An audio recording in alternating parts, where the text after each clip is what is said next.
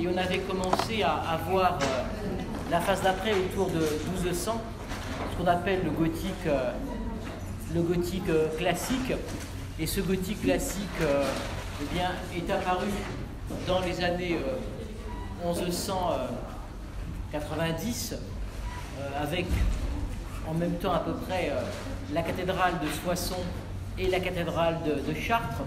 Si on reste sur simplement la question de l'élévation, eh bien, je dis que ça se marquait par une élévation tripartite selon un rythme ABA avec des grandes arcades qui reposent sur des piles cantonnées.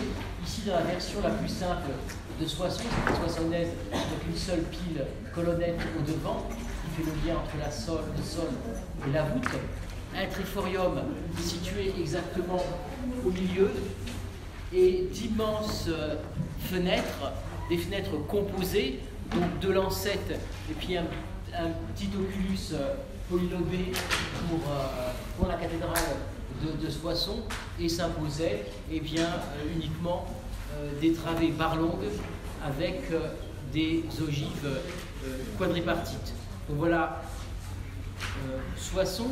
À peu près au même moment, Chartres, on retrouve le même type d'élévation, selon toujours le même rythme ABA, avec également des grandes arcades qui retombent sur des piles cantonnées, mais dans la version chartraine, ces piles cantonnées chartraines un petit peu plus complexes que celles de Soissons, avec 4 colonnettes qui cantonnent la pile principale.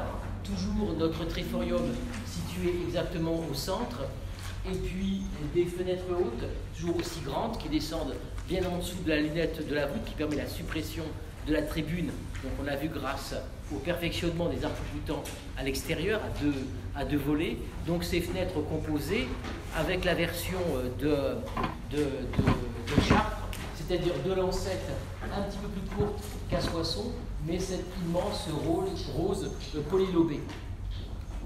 Alors, si on reste dans ces monuments des années 1190 qui inaugurent ce nouveau style, ce style gothique classique, il faut faire une place un petit peu particulière à la cathédrale de Bourges, qui est contemporaine, qui réfléchit avec les mêmes idées de base, ce qui veut dire que l'idée, en quelque sorte, elle est dans l'air, puisque le monument est à peu près contemporain. On est vers 1194 pour Chartres, 1195 pour Bourges, voilà, et à peu près la même fourchette chronologique pour Soissons. Donc on est à peu près les mêmes éléments, sauf qu'à partir des éléments qui sont les mêmes, Bourges va présenter quelque chose de totalement différent, déjà en élévation, mais aussi en plan. C'est un monument qui fait un petit peu cavalier seul et qui n'aura d'ailleurs pas beaucoup d'imitations, ou des imitations ponctuelles. D'une part, peut-être, c'est un peu cette cathédrale une des plus méridionales du domaine royal, donc il y a une place un petit peu particulière, une région un petit peu marginale par rapport au domaine royal, mais surtout c'est un élément peut-être à prendre en considération, chose qu'on ne faisait pas peut-être tellement attention avant et qu'on étudie davantage maintenant, c'est que la cathédrale de Bourges a un devoir de prestige plus important que d'autres cathédrales parce qu'elle est le siège d'un archevêché. Donc il y a déjà aussi cette image qu'il faut un petit peu véhiculer, donc cette image de prestige. Donc c'est déjà, vous voyez, un des rares monuments à 5 vaisseaux, ce qui est assez rare, peut-être pour rivaliser avec les plus grands édifices du moment, hein, qui étaient notamment, on peut penser à l'abbaye de Cluny, comme si on voulait se référer peut-être à encore des plus vastes édifices de l'époque. On y reviendra. Un plan, vous voyez, sans transept, voilà, donc une espèce de continuité parfaite entre la nef et les bas-côtés du chœur, puisqu'on a aussi un chevet à double déambulatoire, et avec, on pourrait presque dire une formule à déambulatoire pratiquement pas de chapelles rayonnantes, où il y a des chapelles, mais c'est plutôt des niches d'hôtels davantage que les chapelles, oui, qu'elles sont extrêmement réduites, elles n'occupent pas toute la largeur de la travée, qui évoque peut-être quelque chose comme un tout petit peu ce grand déambulatoire sans chapelle rayonnante de la cathédrale de Sens.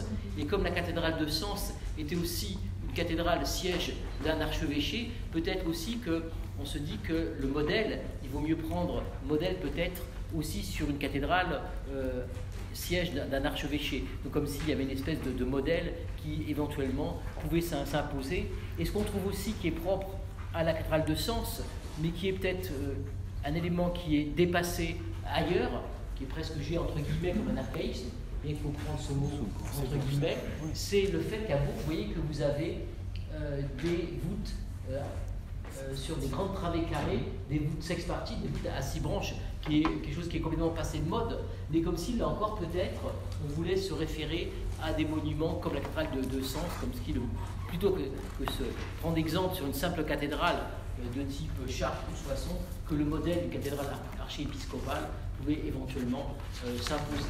Donc à la fois je vous l'ai dit sur ce devoir de prestige, ces cinq vaisseaux, mais par rapport à voilà, et comme à Cluny, vous voyez, ce sont des vaisseaux qui sont disposés de façon pyramidale. Vous voyez un bas-côté extérieur pas très haut, un bas-côté intérieur beaucoup plus haut et une nef centrale très haute, qui fait qu'on a une espèce d'étagement pyramidal des volumes. Si vous vous souvenez, Notre-Dame de Paris est aussi un monument à 5 vaisseaux, mais à Notre-Dame de Paris, les deux bas-côtés montent à la même hauteur. À Notre-Dame de Paris, tandis qu'ici, pas du tout, il y a vraiment un côté extrêmement ascensionnel. Et c'est vraiment un petit peu le maître mot de cette architecture de Bourges, c'est vraiment essayer de donner l'impression d'un monument extrêmement étiré en hauteur. C'est un monument qui pratiquement à la même hauteur que Chartres et Soissons, 1 mètre de plus. Je crois que Bourges fait 37 mètres, quelque chose comme ça, alors que Chartres et Soissons en font 36. On a l'impression que vraiment on a tout fait comme si au contraire le monument était démesurément étiré en hauteur. Donc une élévation à 3 niveaux, et si on cite comme ça sans regarder l'édifice en donnant les principales composantes du monument, on a l'impression que c'est à peu près la même chose que Chartres et Soissons, c'est-à-dire 3 niveaux avec des grandes arcades qui retombent sur des piles cantonnées, un triforium, des fenêtres hautes, mais si on regarde dans le détail, l'effet est complètement différent, parce qu'on prend le contre-pied, où Chartres et Soissons cherchent l'équilibre, alors qu'ici, c'est l'étirement en hauteur. Vous voyez que les proportions, déjà, sont totalement différentes. Vous voyez comment on a étiré les grandes arcades, des piles absolument, comme si ces piles avaient monté un petit peu en graine, hein, très très étirées en hauteur, mais qui prennent les 2 tiers de l'élévation, vraiment cette idée un petit peu d'étirement comme ça en hauteur. Au-dessus, un triforium, et vous voyez que le triforium voulait faire une sorte de frise, c'est une espèce de lecture continue, une lecture horizontale. Et bien, ce triforium, quelque chose, il est disposé afin encore que les travées pointent vers le haut. Vous voyez comment on a les 2 ouvertures du triforium latéral qui sont plus basses que les ouvertures centrales, ce qui donne cette impression comme ça qui ramène du côté vers le centre et vers la hauteur, comme s'il pointait en quelque sorte vers le haut, et ce qui est renforcé par les arcs de décharge légèrement brisés, là, qui aussi contribuent effectivement à cette impression d'étirement en hauteur. Et j'ai oublié, si je reviens aussi aux piles cantonnées, vous voyez, on n'a pas une pile cantonnée à une seule colonnette, comme à Soissons, ou même 4 colonnettes comme à Chartres, mais ici on en a beaucoup plus et elles sont beaucoup plus fines. Vous voyez, comme si c'était des espèces de traits de fusain presque, qui d'un côté extrêmement graphique, et même ce faisceau de petites colonnettes là, autour de la pile centrale donne aussi cette impression comme ça d'étirement, d'espèces de quête comme ça ascensionnelle. Donc là, on a ces grandes arcades, ce triforium que l'on vient d'évoquer, et bien sûr, comme on a privilégié la hauteur des grandes arcades, aussi la hauteur du triforium, eh bien, il reste moins de place pour les fenêtres hautes, ce qui fait qu'on a encore des fenêtres hautes, vous voyez, qui restent là comprises dans la lunette de la voûte, contrairement à Chartres ou à Soissons, elle serait descendue bien en dessous. Ceci dit, on a encore des fenêtres composées, mais elles sont plus larges, à 3 lancettes, alors qu'il y en a 2 à Soissons ou à Chartres. Un monument complètement différent. À partir où il y a pratiquement les mêmes bases au départ, comme si tout ça était un peu dans l'air, selon ces piles cantonnées, ce triforium, ces fenêtres composées, mais voilà, avec une espèce de vision comme ça totalement différente. Et comme le bas-côté intérieur est aussi relativement haut, on l'a vu sur la coupe, eh bien, vous voyez qu'il a également, ce bas-côté intérieur, sa propre élévation, grandes arcades, triforium et fenêtres hautes. C'est un monument aussi qui bénéficie peut-être d'une extraordinaire technicité, en partie dès le départ et en partie en cours de chantier, mais très vite. D'abord, la taille de la pierre, c'est une taille avec une bréture, c'est un instrument dentelé. C'est un des premiers monuments de ces grands édifices gothiques dès le départ, des années 1995, qui est réalisé avec cet outil, voilà, une sorte de hache dentelée, ce qu'on appelle une bréture, donc il y a une vraie qualité. Et très vite, dès 1200, on commence en 195, et dès qu'on est dans les parties droites de cœur, très vite, eh bien, comme le monument est extrêmement étiré en hauteur, eh bien, on utilise des éléments métalliques dans l'édifice pour maintenir la structure. C'est-à-dire que au niveau du triforium, vous avez tout autour une chaîne métallique, mais dont on s'aperçoit qu'elle est à partir des travées droites ici, vraiment prise dans le mur, c'est-à-dire pensée dès le départ ici dans le mur, au niveau du triforium, et qu'elle est ajoutée du côté du chevet. Donc quand on fait les parties les plus anciennes, le chevet, sans doute cette partie métallique, elle n'est pas pensée, mais très vite, au bout de quelques années, eh bien sans doute, on s'aperçoit qu'il faut maintenir la structure, et à partir des travées droites, on pense la structure avec non seulement tout un chaînage de pierres, comme ça le long du triforium, mais aussi des tirants latéraux au-dessus des voûtes des bas-côtés, donc en font toute une utilisation du métal. Donc voilà ici ces éléments pris dans la maçonnerie au niveau du triforium, et puis ici, depuis au-dessus des voûtes du bas-côté vers le mur extérieur, là aussi, il y a toute cette structure métallique. Vous voyez, c'est un monument un tout petit peu à part. En réalité, dans ces grands monuments du gothique classique, eh bien, ce qui va vraiment servir de modèle, c'est plutôt Soissons et Chartres. C'est vraiment les monuments que l'on va regarder. Et je veux dire, c'est pas plus Soissons plus que Chartres, c'est vraiment les deux qui sont regardés. Donc on pense vraiment que ce sont les modèles, ceux qui inaugurent ce nouveau style. Mais c'est pas, là encore pareil, c'est pas parce qu'on reprend les grands traits de Chartres et Soissons qu'on ne va pas s'autoriser aussi à y apporter un certain nombre de modifications. Donc si on prend comme ça quelques-unes de ces grandes réalisations du gothique classique des années 1200, on va voir un petit peu comment on reprend ces modèles. Donc ici je vous montre la cathédrale de Reims, probablement, petit problème à quelques années près, c'est pas grave, donc entreprise, disons, vers 1210, donc au tout début du XIIIe siècle. Donc je ne reviens pas sur ce chevet déambulatoire, les chapelles rayonnantes, tout ça maintenant ne pose plus aucun problème. Donc une élévation, mais à 3 niveaux, qui reprend Soissons et Chartres, et selon le même rythme ABA. Vous voyez qu'à Reims ici, donc vous avez des grandes arcades qui retombent sur des piles cantonnées, un tout petit peu sur plutôt le modèle de Chartres, c'est-à-dire un noyau circulaire et 4 colonnettes comme ça qui l'entourent, cantonnées 4 colonnettes qui correspondent aux principales retombées, qui font le lien toujours entre le sol et la voûte, avec une simplification, si vous vous rappelez, vous reprendrez vos notes.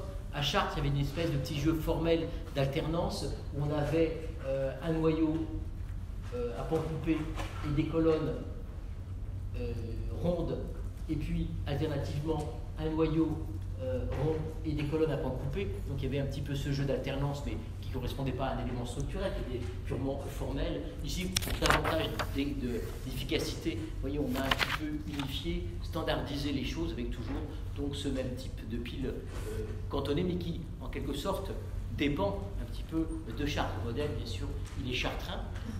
Donc au-dessus, exactement toujours au milieu de l'élévation, comme à Soissons et comme à Chartres, vous avez donc ce triforium avec des fenêtres hautes, et on retrouve des fenêtres hautes composées, deux lancettes, vous voyez, qui descendent bien en dessous de la lunette de la voûte, avec deux grandes lancettes, et puis des petites oculus, un petit oculus ici polylobé, qui est plutôt le modèle de Soissons. Vous voyez que pour les piles, c'est plutôt le type chartrain qui s'impose, et puis pour les fenêtres, plutôt Soissons. Donc vous montrez bien qu'on considère bien, c'est pas un monument plutôt que l'autre qui est vraiment, qui est un peu dans la ligne de mire comme ça, de ces architectes ou de ces commanditaires.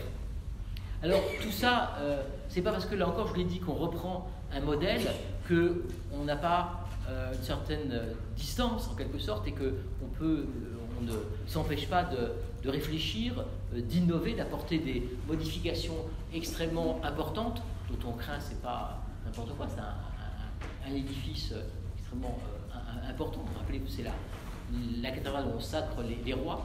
Et donc déjà on a un perfectionnement technique qui sera extrêmement important pour la suite, mais c'est la première occurrence dans les baies. D'abord déjà, on a des fenêtres composées, bien sûr à la fois dans les parties hautes, au troisième niveau, donc ça, on l'a déjà vu, mais on a également des fenêtres composées dans les bas-côtés, alors qu'à Soissons, à Reims, comme à Bourges, les fenêtres basses étaient encore des simples lancettes. En quelque sorte, il n'y avait pas de réseau, alors qu'ici, déjà, voilà, on a une certaine unité entre les fenêtres hautes et les fenêtres basses qui sont redivisées. Mais plus intéressant pour nous encore, ce type de fenêtres composées, c'est ce qu'on appelle des fenêtres à réseau, des fenêtres châssis, ainsi que les appelait Viollet-le-Duc, c'est-à-dire que le réseau intérieur, il est indépendant de la maçonnerie. C'est-à-dire qu'on monte la maçonnerie et ensuite on va intégrer à l'intérieur le réseau. Si je reviens peut-être en arrière, c'est un peu plus clair. Si vous avez à Chartres, eh bien vous avez donc ces deux lancettes, ces grandes roses, et que toutes ces parties-là, tout ça est monté en même temps que les murs. Tout ça est complètement solidaire, voilà. Tandis que à partir de Reims, c'est des fenêtres châssis qui sont pensées de façon indépendante, ce qui permet d'avoir un réseau beaucoup plus souple en quelque sorte. Et déjà, vous voyez que par rapport à Chartres, alors ça va évoluer bien sûr, mais déjà on en tire ici déjà des premières conséquences. C'est qu'on a les équations ici, donc entre les têtes des lancettes, et puis la rose ici, vous voyez que ces équations, ces espèces de triangles, sont déjà vitrées, sont évidées. Donc on parle de fenêtres rémoises avec ces équations évidées. C'est ce que permet justement ce réseau indépendant qui est scellé dans le mur dans un second temps, ce que Viollet-le-Duc désignait sous terme de fenêtres châssis. Donc on a à la fois bien sûr ça pour les baies basses et également les fenêtres hautes. Et donc c'est vraiment là une des premières occurrences. À tel point, c'est que dans ce célèbre carnet probablement d'architectes, ce carnet de Villard, VI2LARD, Villard de Honnecourt, donc VI2LARD, Honnecourt, HO2LE-COURT, donc qui était à la Bibliothèque nationale, genre de carnet comme ça, gay, voilà, qui date probablement des années 1230. Eh bien, Villard de Honnecourt a dessiné à plusieurs reprises des éléments de la cathédrale de Reims, ici des chapelles rayonnantes, là, ici une des fenêtres, toujours de Reims, Et il le dit lui-même ici qu'il a dessiné cette fenêtre de Reims parce qu'elle lui plaisait le mieux. Donc sans doute il est sensible en quelque sorte à cette modernité. Il dit j'ai été appelé pour construire des monuments en Hongrie, je suis passé par Reims, j'ai dessiné cette fenêtre parce qu'elle me plaisait le mieux. Donc il est vraiment sensible à son caractère extrêmement moderne de cette baie. Et donc à Reims, bien sûr, si on rentre dans le détail, il y a énormément d'éléments propres à ce monument, mais si on reste sur les grands principes, on voit très bien que le modèle est soit son chartre, qu'on a un certain nombre de réflexions, de modernisation, en quelque sorte, notamment par ce type de baie, mais il y a aussi, en quelque sorte, on va aussi utiliser des principes qui sont propres à l'architecture gothique champenoise, donc on reste aussi dans une espèce d'identité en quelque sorte. Là encore, si vous revenez un tout petit peu en arrière, à la dernière fois, quand on avait évoqué un autre monument de la Champagne, un autre monument de Reims, qui était le chevet de Saint-Remy de Reims, donc qui datait des années 1175, 1180, qui était cette seconde génération du premier art gothique. Je vous rappelle que je vous avais montré que ce chevet était doté d'une très grande chapelle d'axe, et que dans cette chapelle d'axe, il y avait une sorte de passage au niveau des fenêtres basses, de la fenêtre de cette chapelle. Donc à Saint-Remy de Reims, on avait une chapelle plus développée ici, et puis il y avait pour les fenêtres une sorte c'est un mur épais avec une coursière. Et donc ce qu'on appelle un passage champenois, qui est utilisé à Saint-Remy de Reims dans les années 1980 uniquement pour la chapelle d'Axe. Et bien à la cathédrale de Reims, on va développer ce principe et l'étendre à l'ensemble de la cathédrale. Vous voyez qu'ici, tout du long de la nef, ici, vous avez ce passage au niveau des fenêtres basses. Il y a un mur relativement épais ici, donc avec ce passage ici, donc, qui fait qu'on a une arrière-vue ici. Donc vous voyez qu'on a modernisé, et puis aussi on utilise des éléments qui sont propres presque à l'identité régionale en quelque sorte.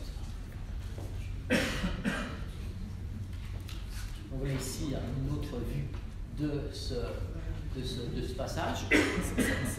Oui. Il y avait un usage à ce passage. Je pensais toujours un petit peu de manière d'avoir cette perception un peu du mur. C'est très gothique au mur, on ne sait jamais où il est en quelque sorte.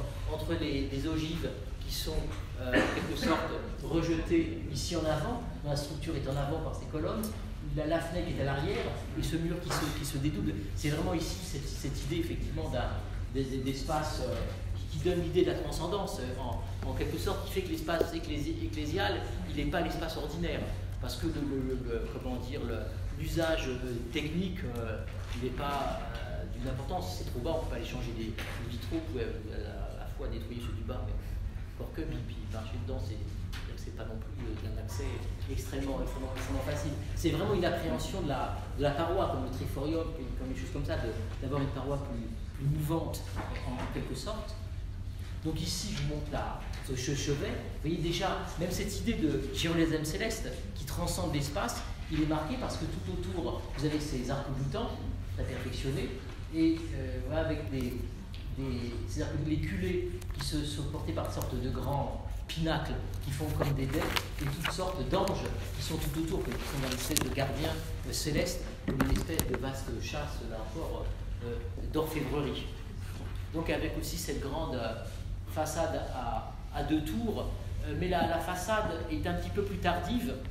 Elle est construite après 1252, bien sûr on l'a peut-être vu pour la sculpture, mais cette cathédrale a une histoire un petit peu particulière, c'est-à-dire que c'est un chantier qui avance extrêmement vite. On commence vers 1210 pour le chevet, et puis on a une grande partie de la nef qui est déjà avancée dans les années 1220-1230, à tel point que dans ces années-là, on commence déjà à penser à la façade et à sculpter même quelques éléments pour la façade. Alors qu'on n'est pas là, on pense à la façade, mais le problème c'est qu'à l'emplacement de la façade, il y a des maisons privées, des maisons particulières qui sont louées par les chanoines. On pense les démolir, mais on commence déjà à prévoir la construction de la façade, à sculpter des certaines statues colonnes. Simplement, là, il y a un procès et les propriétaires refusent de partir. Donc, il faut procès, extinction des baux, etc., etc. Donc, il faudra attendre les années que les problèmes soient résolus dans les années après 1252 pour construire réellement la façade. Cette façade, elle date des années 1250, 1260, et ce qui explique que dans la sculpture, vous avez deux styles. Vous avez des sculptures qui sont réalisées dans les années 1260, au moment où on construit réellement la façade, et puis des sculptures des années 1230 à peu près, au moment où on pense construire la façade, mais qu'on se trouve bloqué par cette histoire des maisons là qu'on ne peut pas encore exproprier. Voilà, autre édifice également qui appartient à cette phase du gothique classique, mais on commence déjà à basculer vers autre chose, vers une autre esthétique. On approche déjà de l'esthétique rayonnante. C'est la cathédrale d'Amiens. Cette cathédrale d'Amiens, elle sort de terre en 1220. Elle est terminée dans les années, disons, 1270-1280.